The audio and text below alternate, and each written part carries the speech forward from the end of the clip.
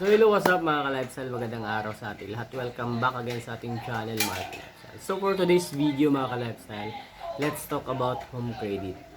Sa lahat po ng mga home credit users mga ka-lifestyle, meron akong isang video na napanood kahapon So medyo intriguing kasi yung kanyang naging title, that's why pinanood ko. So I found out mga ka-lifestyle na yun na nga, itong home credit, yung mga agent dito is meron palang mga kabulastugang ginagawa So, bago ko simulan, bago ko i-share nga pala mga ka-lifestyle yung nalaman ko sa napanood kong video. Sa mga bago pa lang sa akin channel, napadaan lang, please consider subscribing and then pakihit na rin yung notification bell nang sige notify po kayo again sa lahat po ng mga future upload po natin. So, yun na nga mga ka-lifestyle. Tinapos ko yung video, pinanood ko. So, I found out na yung mga agent ng mga home credit is meron palang mga kabalastagang ginagawa. Yes, yung mga information na binibigay natin sa home credit mga ka-lifestyle, actually, is hindi pala safe. Hindi pa talaga safe. 80% hindi po sa safe. Kahit good payer ka or let's say bad payer, hindi pa rin safe, no? Kasi si sir, yung video na napanood ko, actually good payer po siya. Matagal na siyang may home credit and then natapos niya na lahat-lahat. Pero sad to say, when nung inopen niya again yung kanyang home credit or yung kanyang account, nakita niya meron siyang cash loan, which is hindi naman siya nag-loan during that time kasi ayaw niya nang mangutang. So, sa tingin niya, in-explain niya ng maayos, baka inside job mga ka-lifestyle yung nangyaring loan, Kumbaga, yung mga agent lang mismo, yung nag-loan, ginamit yung kanyang account. I don't know if legit ba to, if totoo ba yung sinasabi ni sir, but one thing for sure mga ka-lifestyle, na itong mga home credit is gaya lang din pala ng mga online leading application, you know what I mean, gaya lang din yung kanilang mga katarantaduhang ginagawa sa kanilang kumpanya. So ayun, nagreklamo siya sa customer service, but until now hindi pa rin daw nasusolusyonan kung bakit nagkaganon, Pero sana, I hope, yung mga information na binibigay natin, hindi naman talaga maiiwasan na yung binibigay talaga natin na information is magamit. So, may tendency rin kasi, like for example, yung mga agent ng online leading application na ginagawang yung information natin, pinang-order ng Shopee, Lazada, yung ginagawa po yun nila actually dati, para kasi gumante, gumante sa kanila mga kliyente na hindi na nakakabayad or ginagamit din nilang pantakot, So yun, ingat-ingat na lang po tayo if kung ano man yung mga utang natin, mapa-online lending application man or home credit. So like what I've said, yung home credit, mga agent and then online lending application agent is pare-pareho lang. Merong mga gawaing hindi kapani-paniwala. Pero yon, ako personally, meron po akong home credit, So matagal na ako merong home credit, pero actually hindi ko pa talaga na experience sa kanila yung mga maling gawain nila. Kasi minimaintain ko kasi yung good credit history ko kasi meron pa akong mga items or products na gustong kunin, So ayun, I hope this video will serve again as warning na yung mga information na binibigay natin sa home credit is hindi po safe, Pwede nilang gamitin sa kabulastugan, inside job, which is hindi natin makontrol kasi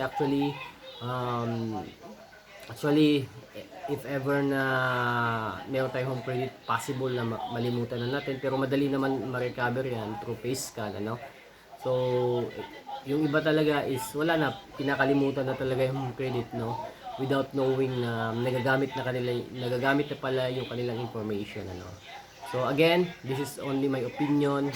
You have a right to kumbaga drop suggestion or recommendation, whatever na experience nyo sa home credit para mapag-aralan po natin ng maayos, ano. Kasi ako, biktima rin po tayo ng wala living application. So aware tayo sa ganitong klaseng mga incident, mga ka-lifestyle, ano. And ayoko nang mangyari to sa mga subscriber natin o sa mga viewers o sa mga bagong napapadaan sa channel natin, no, para yun, maganda yung flow ng ano natin, ng utang, walang masyadong mga kumbaga walang masyadong mga problemang malalaki, no. Para naman sa mga nagtatanong kung ano talaga yung mangyayari if ever na hindi talaga totally na nagbabayad sa home credit. So marami akong mga katanungang nababasa ganun, ano, nagda-drop ng amount kung magkano na yung utang nila pero until lang hindi pa binabayaran. So as far as I know, mga ka-lifestyle, small claims pa rin po yan, ano. So meaning to say, pag small claims, pag merong kasuhang nangyari na patunayang mali ka talaga, wala namang pagkakakulong na mangyayari actually. So meron lang kayong agreement na pipirmahan sa abogado, which is yun yung total na babayaran mo. Mas maganda po kasi yun kasi in that time, kung magkano yung papabayad sa iyo ng abogado, yun lang po talaga yung babayaran nyo, ano, within that day. So ganun yung arrangement, no, when it comes sa small claims. Pero pagkakakulong, wala. Kahit gaano kalaki pa yung utang nyo, gaano kalaki yung mga product item na nagamit nyo, once na nagkasuhan yung small claim, yun lang, papabayaran lang sa inyo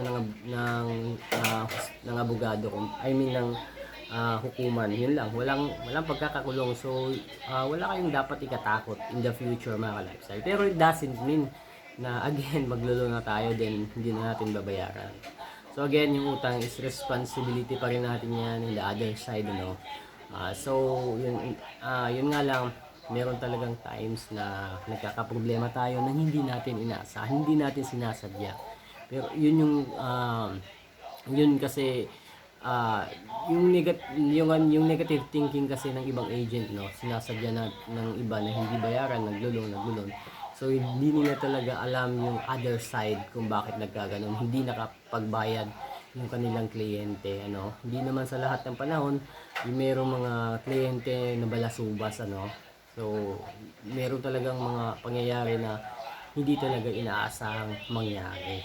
So I hope, again, mga ka-lifestyle, mag-ingat na lang po tayo sa mga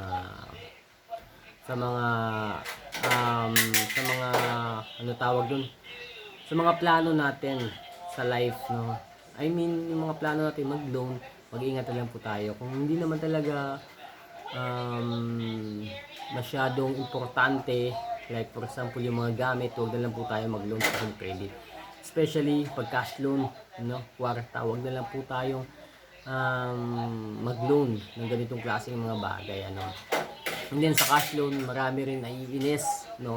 Marami rin naiinis kahit gaano ka good payer, pag nag-offer ng cash loan itong si home credit, when mag-apply ka na, bigla na lang mawawala, no. Sasabihin na lang no offers for you today. So grabe, ang ano to, merong mga lukuhang nangyayari, no, sa home credit. Pero yun, iwasan na lang po natin tong cash loan, mga lifestyle, kasi sobrang laki ng interest dito. Baka ito yung dahilan bakit hindi kayo makapagbayad ng utang nyo sa home credit, kasi sobrang laki po talaga. Aside doon, meron pa silang kwarta na in-offer, product loan. So meron na po ako nito lahat na, no. So gaya nga nasabi ko, hindi ko pa na-experience totally kung gaano ka balasubas yung home credit para sa akin, kasi wala pa akong experience sa kanila. Kasi pero yung mga kakilala ko, syempre sinishare nila yung kanilang experience, then sinishare ko din sa inyo. So gaya nung napanood kong video, I found out na meron palang mga inside job na nangyayari, ano. Ako, nire-relay ko lang yung napanood kong video, no. So, malaya kayong husgahan yung mga naging opinion ko na share sa inyo. It's up to you guys. So, all you have to do na lang is beware na lang, be aware na lang pag bibigyan ng mga information nyo. So, yung home credit nga pala, nanghihingihan sila ng dalawang contact information. Yun lang po yung tatawagan nila. Yung ibang nasa loob ng phone book nyo, hindi na nila ma-access yan. Okay? Hindi sila katulad ng online lending application na kahit hindi nyo naman binigay yung contact sa tawagan.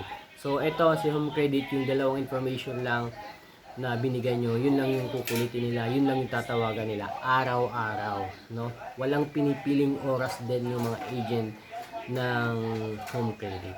So, yun lang mga lifestyle. Peace.